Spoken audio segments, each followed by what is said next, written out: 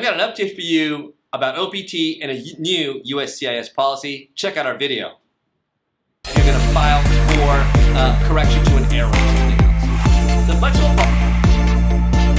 USCIS announced a new flexible policy. I'm putting quotes here for flexible policy for individuals who filed for OPT. Essentially, this policy says that they want to help students get the full period of OPT, the full 12 months. And so they're going to be a little bit more flexible about your filing or fixing mistakes that you might discover when you get your OPT. Now, this new flexible policy sounds a little bit too good to be true.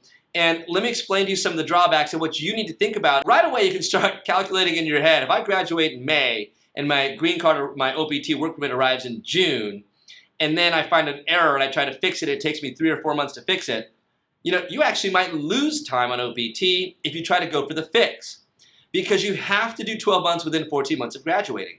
And I can tell you right now that USCIS never sends back a response in 1 month or 2 months. It always takes longer than that. It really, really means if you're an F1 student, and this is the big deal here, you really need to plan for your F1 OPT. You need to plan to file it as early as possible.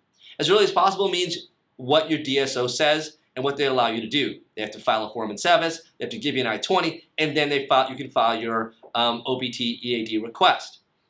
I would recommend filing it by mail. You have tracking, you can check it. Some people file it online, that's fine as well. But what you want to do is get this thing filed, make sure you've made no mistakes, and that way, if there is an error, you have some wiggle room to ask USCIS to correct it, okay?